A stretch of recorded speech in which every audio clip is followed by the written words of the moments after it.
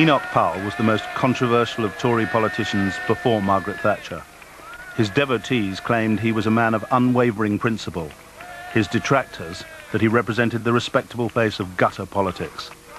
The former Wolverhampton MP himself says that the thread which runs through his life is his belief in the nation. In this country, in 15 or 20 years' time, the black man will have the whip hand over the white man. Well, I can already hear the chorus of execration. How dare I say such a horrible thing? How dare I stir up trouble and inflame feelings by repeating such a conversation? My answer is that I do not have the right not to do so. The issue of race was to bring Powell into confrontation with Heath. Powell decided to quote directly from the experiences with immigrants of his white constituents. Only parts of that polemical speech were filmed, but Powell has kept his original text. He began by attacking the Labour government's bill that outlawed racial discrimination.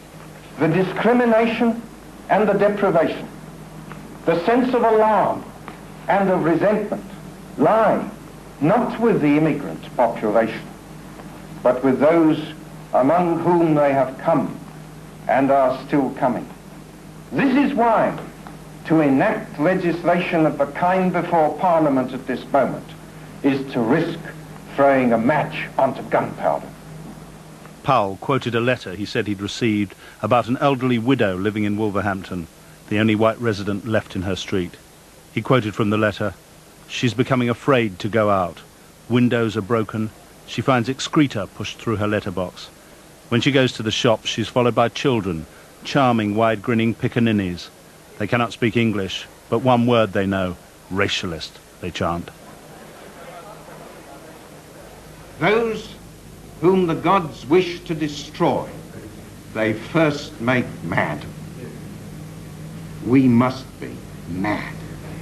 Literally mad as a nation, to be permitting the annual inflow of some 50,000 dependents who are for the most part the material of the future growth of the immigrant descended population.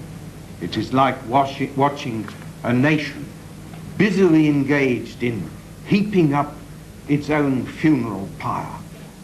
Powell ended the speech with a quote from Virgil translated from Latin. "As I look ahead, I'm filled with foreboding.